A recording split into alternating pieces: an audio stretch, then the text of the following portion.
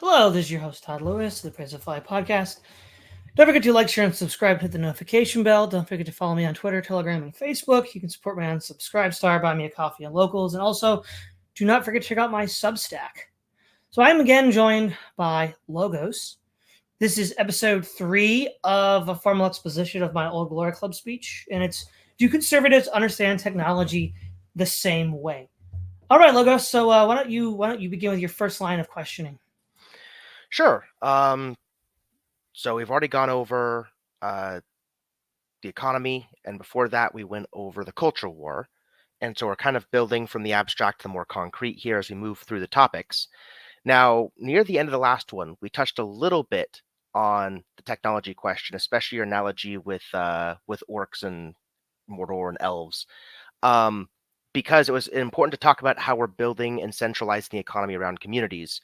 But this time we'll talk about it for its own sake. So let's do this. Let's start there. I think that's something that Dave and a lot of people really wanted you to expound on your speech.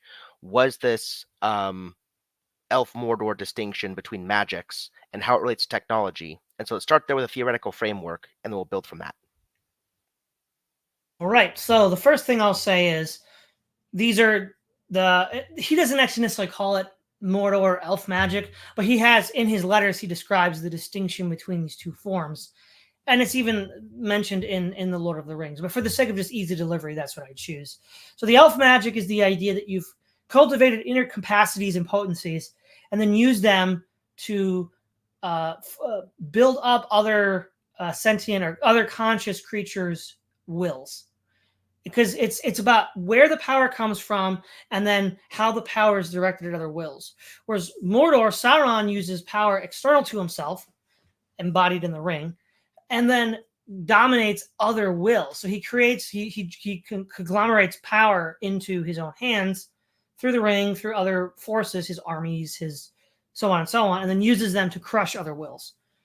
Now, we could theoretically include 2 other categories into this model, which I don't have names for yet. One would be using inherent capacities to manipulate people. And we see this throughout folklore with things like witches, enchantresses, and, illusionists. There's not really a name for them in Lord of the Rings, but that would be a category. And you could also imagine using some external system to help someone rather than tear them down, like Sauron does.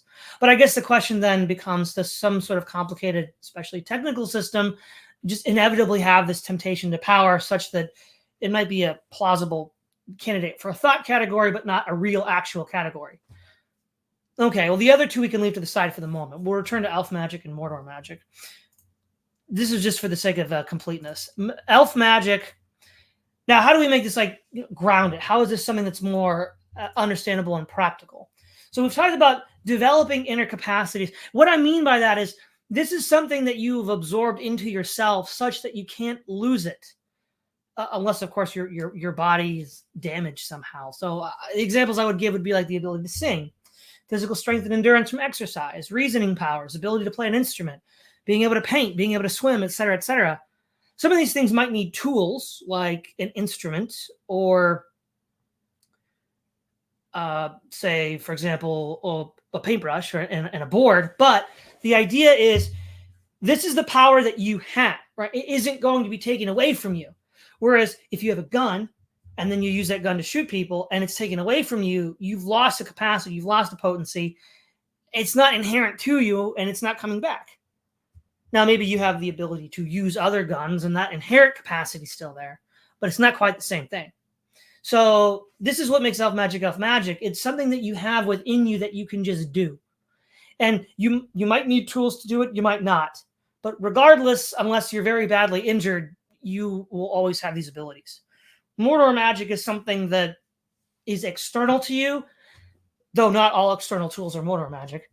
And you then use it to crush other things. The word he uses is bulldoze, so I'm assuming Tolkien has in mind the bulldozer, but also something like a missile, something like the state, something like the corporation, something like, I guess in a fantasy setting, active magic that changes the world around you, rather than, that's a separate thing, but it could be that. And so those are things that you possess external to yourself that in the use of, you can then control other people. But just like, Sauron without the ring doesn't have power, and if the ring is destroyed, Sauron is powerless. A dictator without the state is nobody. Okay, so what's interesting there that I didn't catch last time, and I think the audience might agree, is it's almost like the distinction in the technology isn't necessarily what the technology is, it's kind of what you do with the technology. And I'm going to come up with an example of this I just thought about, given what we were talking about before the stream. Let's talk about AI, right? So it sounds like there's a very elf way to use AI and a very Mordor way to use AI. So here's the elf way to use AI. Let's suppose you have done a lot of self-study with philosophy, you've learned a lot of arguments, and you're trying to really hone your skills. You want to know, looking through the academic literature quickly, what are the counter arguments to this thing I think is really cool? If somebody were a famous philosopher, if the AI were David Hume, scraping all of Hume's work, what would he say to my argument? And you want to use it to sharpen the skills you already have. You've cultivated the skills, and now you want to sharpen the skills by using the AI as a tool, kind of like lifting weights to go further than you could have. Give me the best argument. Let's see if I can knock it down. However, you could also use AI to cheat. So a lot of students, kids especially, right, in the age of AI, they get a homework problem from their teacher, and the homework problem is supposed to be cultivating their skills. But what they're actually using AI for is to do the homework for them, so they don't have to learn the skills. So you could use the same ChatGPT AI program to better yourself in ways that you in some sense couldn't do without it, because it's like scraping these academic databases and more than faster than you could do in a lifetime. But in a sense, it's honing skills that you've already cultivated to get to that point, which is why you can understand what it's about to tell you in the first place. Or you can use it to short circuit your own individual learning process and basically replace your teacher, replace your textbook, replace everybody. But it makes a version of you that couldn't succeed without the AI. Right. Now, that's a very important distinction to make, and I'm glad you made it. But this is where the other two categories come in that I brought up that Tolkien doesn't mention, because you could have an inherent capacity and then use it to deceive. Perfect example would be even if you've seen the movie Saruman's voice, right? That's an inherent capacity that he has, so that would be like elf magic light, but he's using it to deceive and hurt people. So it's you're having an internal capacity, but you're using it for some other end. And Tolkien doesn't have a word for that. I don't know what you'd call that. Traditionally, that's what we might call like an enchantress, because she uses these other powers to deceive and confuse. And then having some external tool to then do something good, rather than beat someone down, maybe you build a city or a wall, right? That would be different than Mordor magic too. I don't know what you call those two. Do you see the 4 quadrants I have here, Logos? Yeah. So what would you call these other two? I mean, just colloquially at the moment, because I don't have a good name for them. Yeah, it sounds like there's 2 different axes that you're going on now. So there's whether or not something betters you, or whether or not something like bulldozes the world to make things easier for you, right? Leaves you Yep. weak. So that's one axis. And then there's what technology does for others. So going back to the AI example to try to like get these quadrants and flesh out a name for it. So let's suppose somebody wants to be a deceptive, conniving little jerk. And so they use AI to help them debate, but not necessarily to hone their skills, but they're using it to craft like the best rhetorical strategy to arguments they know aren't good. Maybe they're a state propagandist for like the USSR or something. And so they would be using AI as self-fulfillment because they have the innate skills of propaganda, and they're using it to better hone their skills to rhetorically deal with counter arguments that are going to come up. And that would be like the Enchantress quadrant.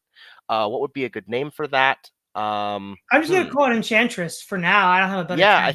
I think that's pretty interesting. I mean, deception's like one singular example. Right, it's not the only one, but like for like a Yeah. narrative archetype, that's the Enchantress.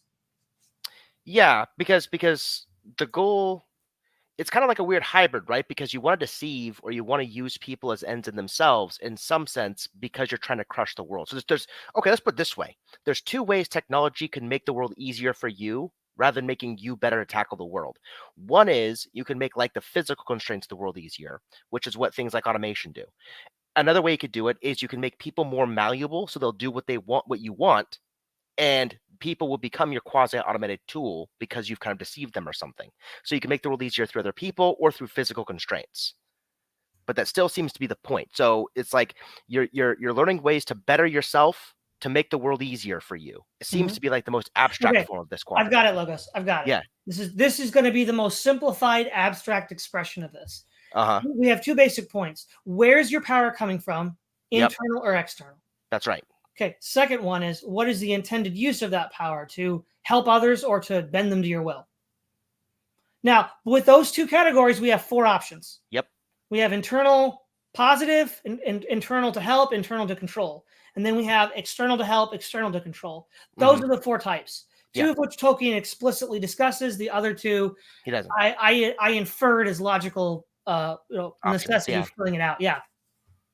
Yeah. So one of them was the Enchantress, and that's like using technology internal to you to hurt others, and then there's using technology internal to you to help others. No, external. The technology is external to you, but you're using it to help, like build a house.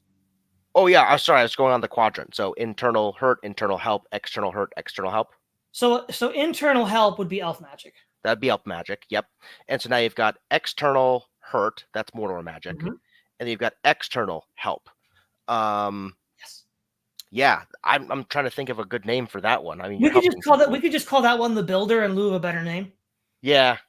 I mean, the Builder is not the best name, but we need something right now. We can revise it later. Okay, so now we've gone from 2 types of magic broadly to 4 types because we've kind of like, I think that's really good because it'll help the audience clarify exactly what you're getting at with the technological distinctions. Well, and we haven't even brought in Illich yet because this is going to get even messier. And that's a pretty good segue, I think. So I think now the audience understands like how you're thinking about technology. Let's talk about so this is complicated. This is going to be a big topic. Well, but before we go on to Illich, I think there's another point that I need to bring up with Tolkien magic. Sure. That is really important. He makes a distinction between what is called Magia and goetia. Magia would be physical magic. So what you're doing is you're creating an actual physical effect in the world, whereas goetia would be charming or conjuring, so illusion. So to use this in a modern term, a cruise missile that lands into your backyard is Magia. That's physical magic. Corporate ads are goetia, conjuring spells. So that is another overlay because you could have internal capacities to do one or the other or both, or external capacities to do one or the other or both. Okay, now you've got basically a 3-dimensional 8-quadrant cube. Yeah, we do. It sounds to me like you've got video series planned out for the next year. You could do like a whole video analyzing each little cell of the cube, pros and cons, where it fits into your conservative. Well, yeah, because basically once I understood what Tolkien meant by magic and the 2 kinds of magic that he envisions being used, I'm like, man, we're just going to go grid mode on this, man. Give me a Cartesian coordinate system. We're going to do this. There you go. And that's my grid. That's the grid that I'm going to be using. I bet the audience will look forward to that. I mean, that's 8 more videos of quality content right there. Wow, this is great. This is great. Okay, so I think now we can go to Illich. Is that where you wanted to go? Yeah, Illich and more, basically. So not everybody who saw your Old Glory Club speech, you probably gained some new subscribers from that speech, actually, knows about your broader technological criticisms, basically, where technology is taking us, the harm it can go, etc. So let's just put the Tolkien theory off to the side. I think your future videos can incorporate those cells into this analysis, but this will take long enough as it is. So let's try to give an overview of your theory about technology and society now. Right. So basically the main issue here is we've got the guys that I'm using specifically are Jacques Ellul, Ivan Illich, and Thorsten Veblen. So Ellul argues that technique is this relentless drive for overall efficiency, which seeks to break down all barriers, because any sort of barrier, social, biological, whatever, stands in the way of the transmission of these ideas. And overall, for any industrial system, any technical system, there needs to be a free flow of ideas so that all these techniques, because efficiency is the goal, can all be cross-pollinated with each other to be even more maximally efficient. The problem is that this destroys all of the things that make human life worth having. All of these quote-unquote barriers are, normal human social interactions, things like families, churches, third places, things like that. And so this leads to a radically dehumanized environment which impose lots of externalities on us and costs. That's he goes into that in On Technique, but the sort of tack that I'm going to shift to now is Illich. He argues in Medical Nemesis that a lot of these things are iatrogenic, which is a Greek word for doctor-induced sickness, where the actual treatment itself induces the sickness, and that's a part of modern society. The other thing is, and this is super important, the concept of tools. There are 3 ages of tools in his mindset. The age of organon, where the tool is seen as an organ, in the sense that it is a part of a user in a way that the user is the hand is a part of the user. So, for example, a good example would be a samurai film, where the samurai is being trained and he's told to be one with the sword in the same way that he's one with his hand, right? And then the second age would be the age of distality, which is the age of distance. So the telos of the tool or the instrument is no longer this composite of the user-tool interface. It's now the tool itself, and theoretically anybody could use it regardless. So it's not bound by training or caste or anything like that. A good example of that would be Ray from episode 7, picks up a lightsaber, somehow knows how to use it without any training at all, because lightsabers do lightsaber stuff. And then the third age of tools would be the age of cybernetics, where we become a subcomponent of the system. And that's the real danger that we're at now, where we become a subcomponent of the system. He brings this up as a response to certain writers at the time in the 80s and 90s who thought, oh, this is great. We're creating a more organic, integrated society, just like we had before the Industrial Revolution. But of course, this is a completely synthetic society. It's not organic. And what ends up happening then is we are now subsumed into this larger tool. So the tool which we created to serve us, that we used, is now controlling and using us. Not quite the Matrix, but that's sort of what the Matrix is exploring as an idea. And then lastly, Thorsten Veblen, and the big idea I like from him is the machine process, where instead of having the rhythms of nature and the ebb and flow of existence, we have this rigid iron yoke placed on us for the sake of industrial efficiency. Okay. So that's kind of like an overview of I guess, how technology can subsume society. But from a conservative perspective, a right-wing perspective, I mean, there are a lot of dangers with that I think we should go into. So let's think about all the ways that technology, we've talked about this is why I'm bringing it up. Let's think about all the ways that technology has maladaptively caused society to, at the same time, throw off conservative traditions, at the same time, make us weaker and more dependent on technology. I mean, there's bunches of examples here. Well, okay, let's start with the most obvious one that most all conservatives are going to be upset about, is the increasing liberalization of sexual norms in the West. Well, that's entirely due to technology. It would be inconceivable that a social revolution of that scale could have occurred under any other context. The effects of which can only be represented by a defeated nation in a war, where the women have to prostitute themselves to the occupying soldiers. That's where you have, this is the only thing that could even come close to this level of catastrophe. But this is done in peacetime under completely synthetic technical conditions. So in that regard, that's a terrible from the point of view of a conservative.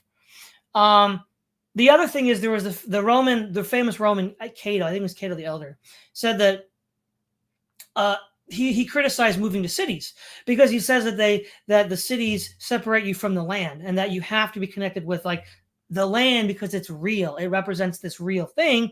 He wouldn't have had the word simulacra, but what he's basically criticizing the city for is creating this synthetic environment, this simulated environment that you're living in that separates you from what's real. And I think ultimately the conservative mindset has to be pastoral, no matter what.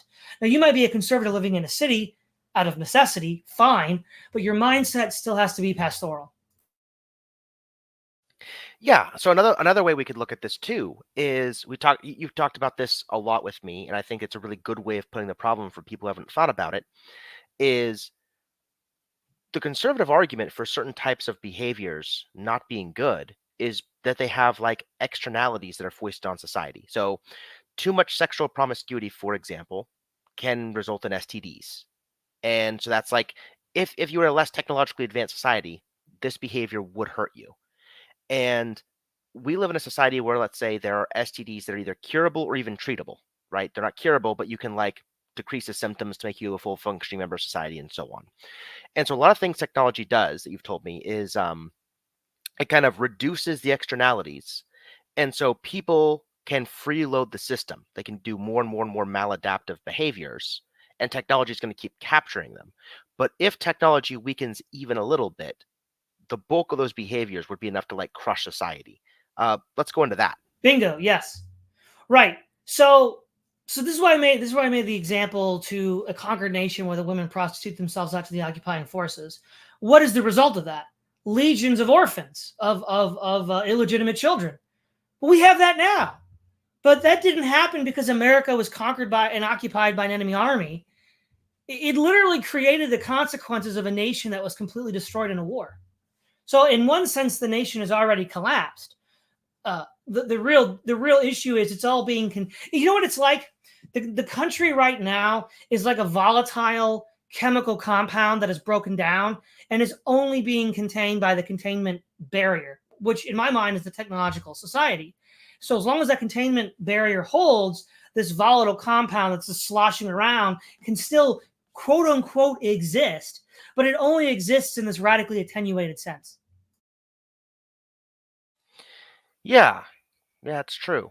So absolutely. Now, of course, the next step is this decomposed compound cannot maintain the machine. So the machine will eventually degrade and break down, which will lead to a, to use the biochemical terminology I'm still using, a catastrophic breach of containment, which will be just a complete disaster. Yeah, we'll talk about that more in a second. Yeah, mark that. So before we get to that, one more thing that I think is interesting to think about is shoot, I just had it and I just lost it. Oh man, I hate that. I hate that. Like I had it, it was there, and then I go to open mouth and it's just gone. Okay, let's just do this. Let's just get to that point, and I'll see if I can remember it while we're talking. So the containment breach, is that what you're talking about?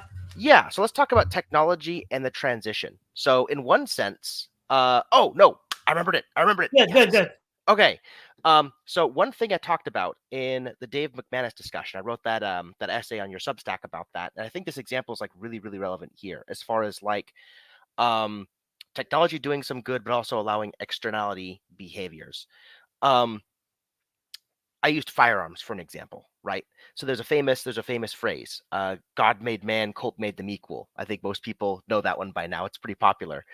And so the idea of it is guns are an equalizer. So if you want to defend yourself, a man with a gun can defend himself against a stronger man. A woman can defend themselves against a stronger man. But one of the interesting externalities that come about with firearms is that now children can defend themselves from stronger man. And once defense gets flipped on its head, you now have, well, school shootings, basically. And so that's one of the ways that technology can be good and can go sour.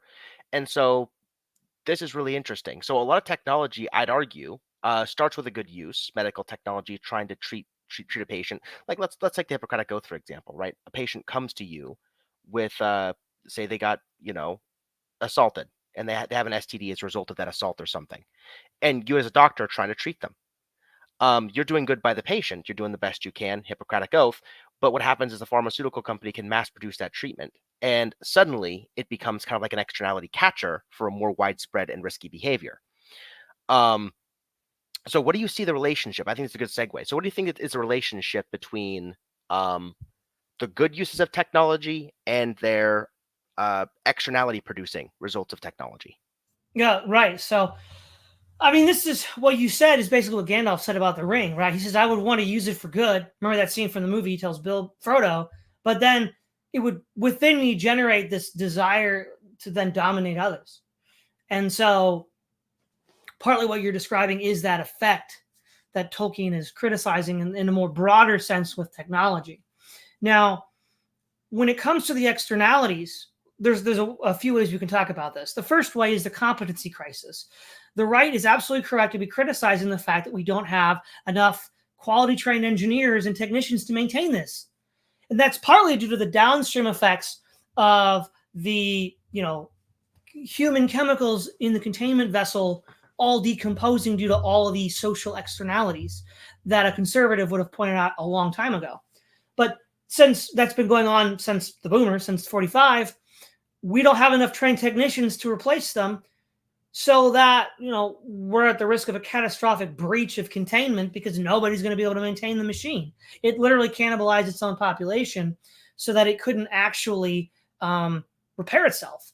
Because it's not like, some sci-fi replicator where it does repair itself. It still needs humans to maintain and repair it.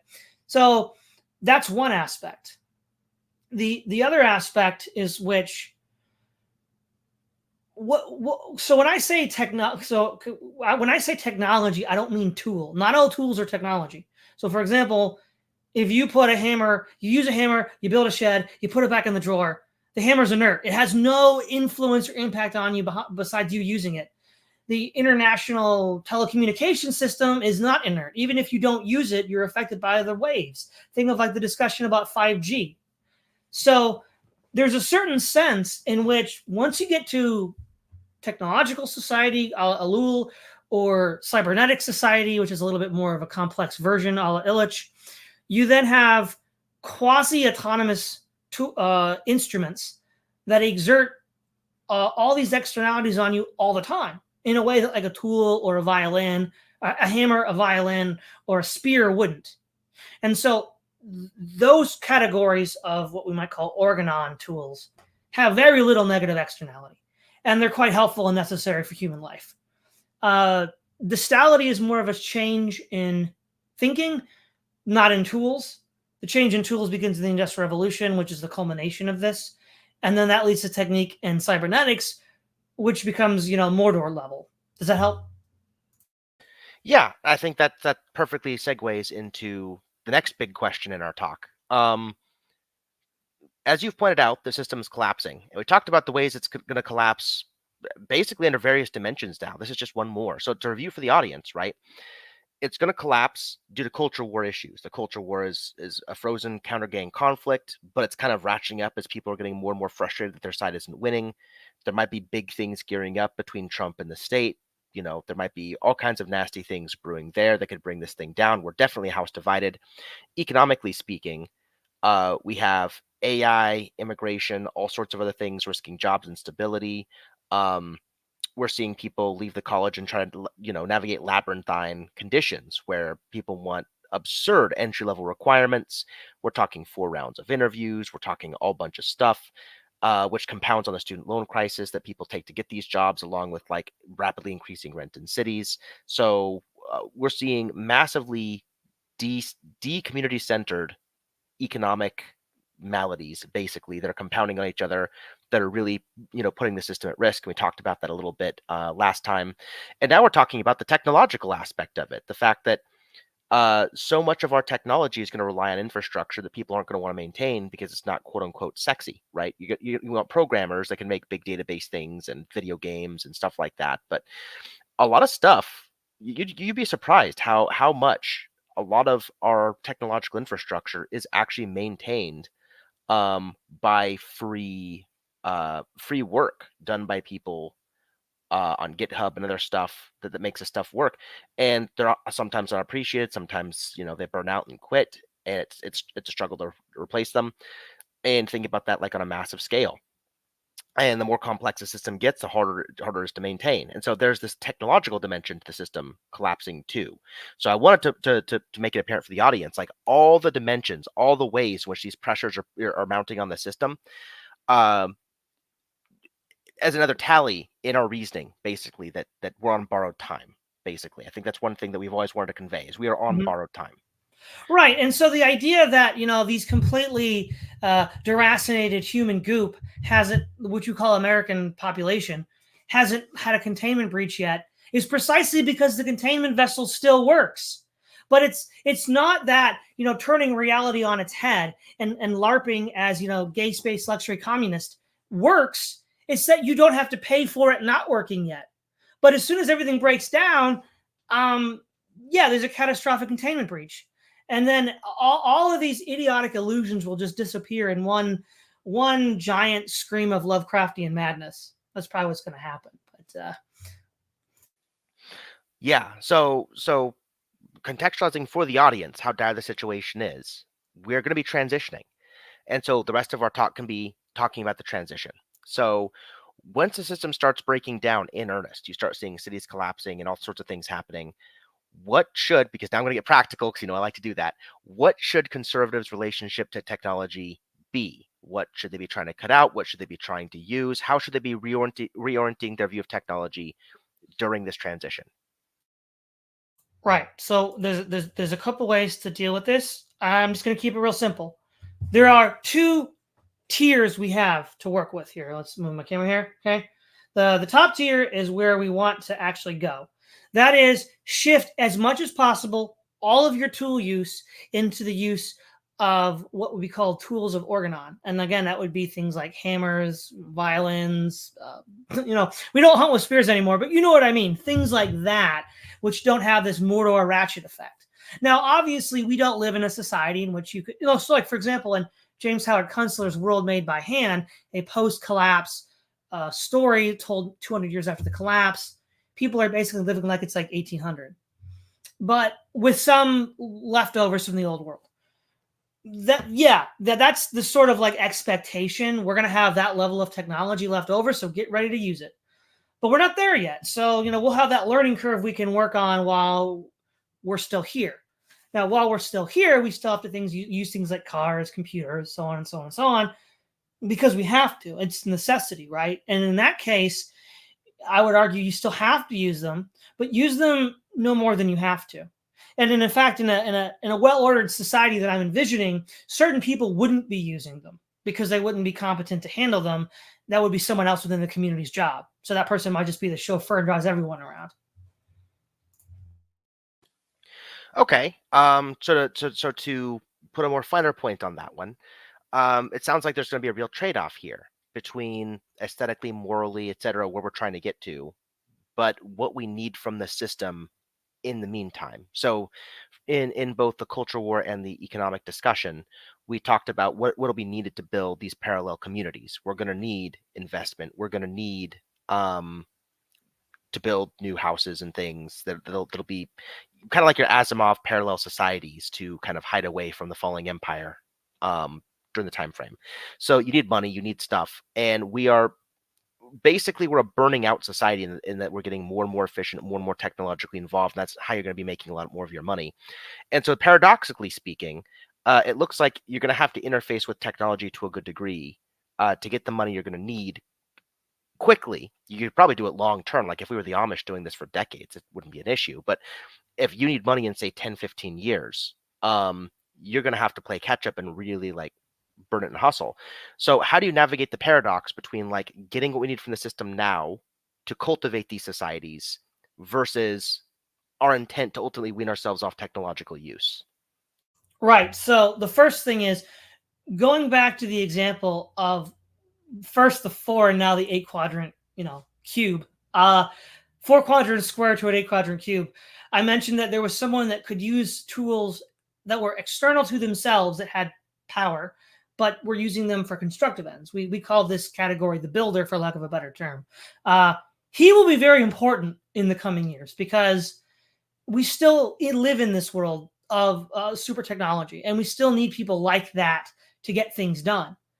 Now, eventually, on a world historical scale, I would see that person just dying out eventually because the preconditions for his existence won't exist anymore. Nonetheless, in the meantime, he'll be extremely important. So that character that we just described as a sort of extrapolation that I came to of Tolkien's magic system, I definitely think is a real person that can be used. The long and the short of it is how do we navigate that? That's a question of education, which I think we're going to get to next week when we have to do the education video. But the long and the short of it is there's going to have to be a certain mindset that someone takes on when they use technology of that nature in order to shield them against the Mordor temptations. Okay, so to see if I can summarize this as a member of the audience, make sure we're on the same page. It sounds like, to a degree, we all agree there's no real paradox in the sense that like to make ends meet, to get the reserves of money we'll need for this project, and so on. You kind of have to play when in Rome.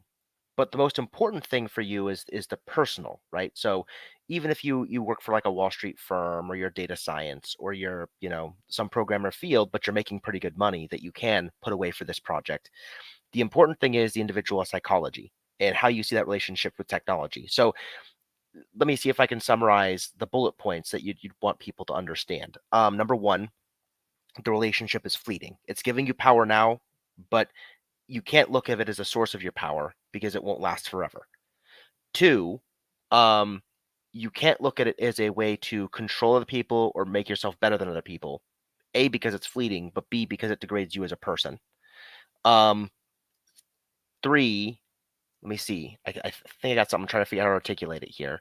Um, you want to, as things get closer and closer and closer, you want to think about how you can take your skills and transition them from what you're doing now to benefit, say, corporations or the like, and see how you can use those skills as a builder to build outward and make things community oriented. I think those are the big three things. Right. I would only add one other thing, and I would place this first. Not only is the tool that you're using not you and it's fleeting, you don't actually have the power. It has the power. Now, the machine system wants to pretend to be invisible. So there's this certain like propaganda effect where it wants you to think that that's your power rather than its, because it wants to stay hidden. And as long as you think it's yours, that's a psychological way to do so. But it's not yours. It whatever power you have, that isn't it. Okay. I think that summarizes that in the transition discussion. So the next natural place to move on to is, what would technology look like in the society after transition? So it sounds like you're saying you want more tool-focused society, but it also sounds like you're making carve-outs for people to do more non-tool-like things. So maybe there is a community librarian that upkeeps a version of the internet that has like libraries, databases. You can talk to the librarians and things like that. So it seems like there are some carve-outs for people with certain virtues to use technology, but more, it seems like the masses themselves will probably be more tool users. Yeah, I think there's another element here that I didn't bring up that is important to this discussion. This is not from the movie; it's from the book. When Gandalf meets Saruman, and he confronts him for being Saruman of many colors, Saruman discusses about breaking the light into many colors, and then Gandalf says, "He who breaks a thing to understand a thing has departed the path of wisdom."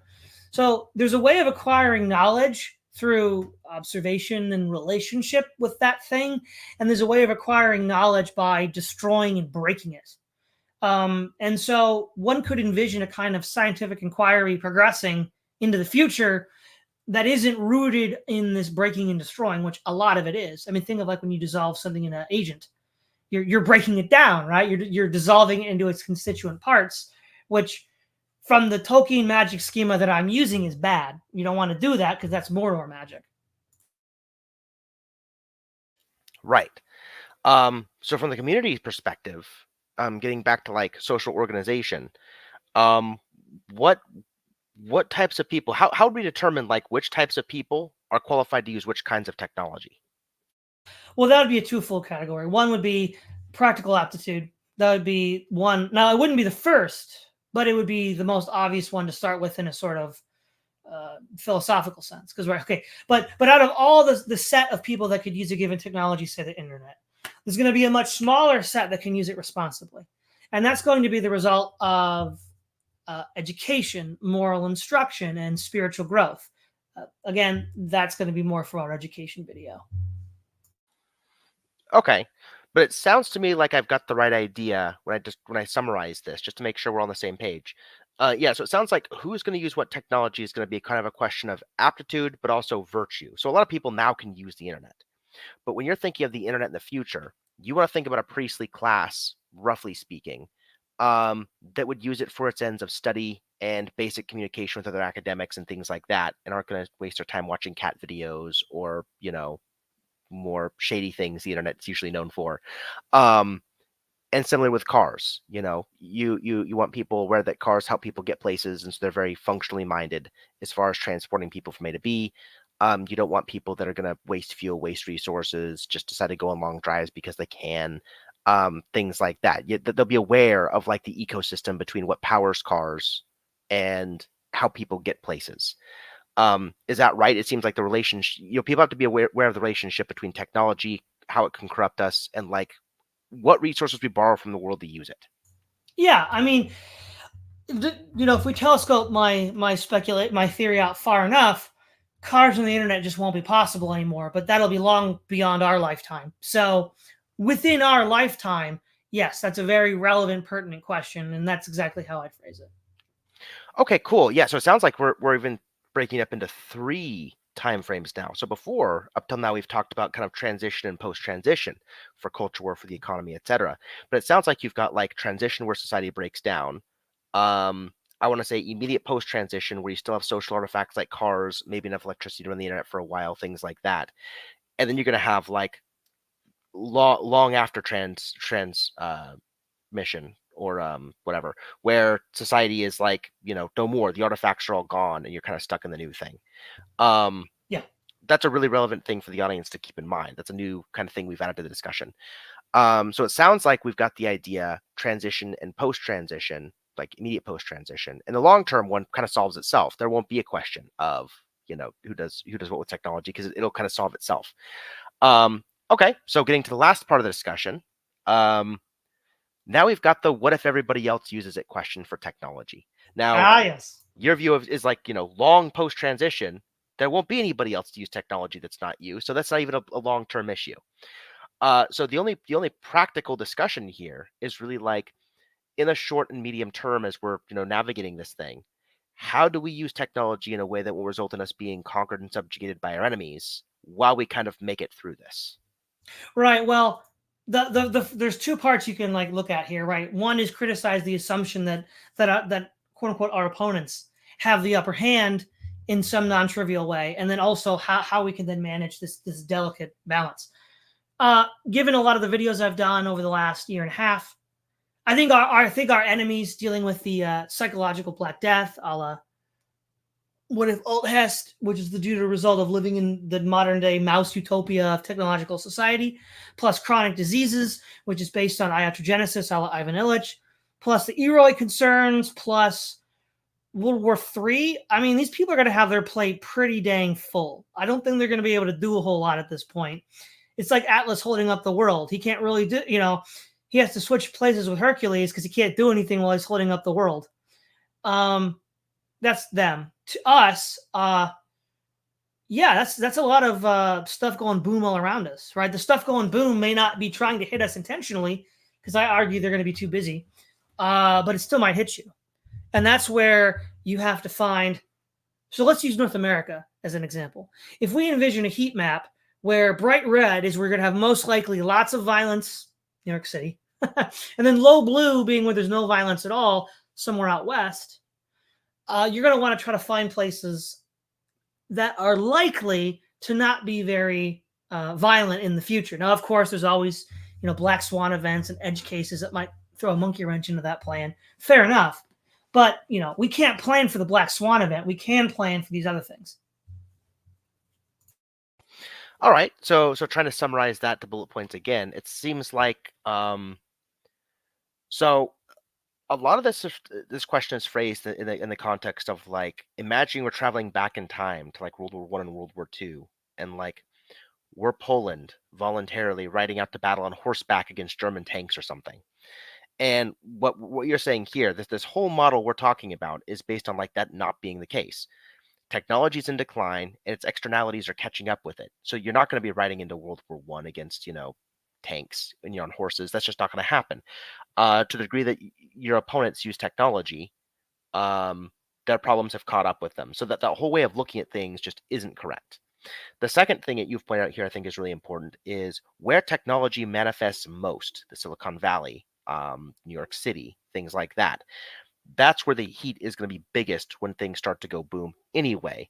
So the closer you are to Mordor, more or less, the more danger you're in when that system falls out from under you.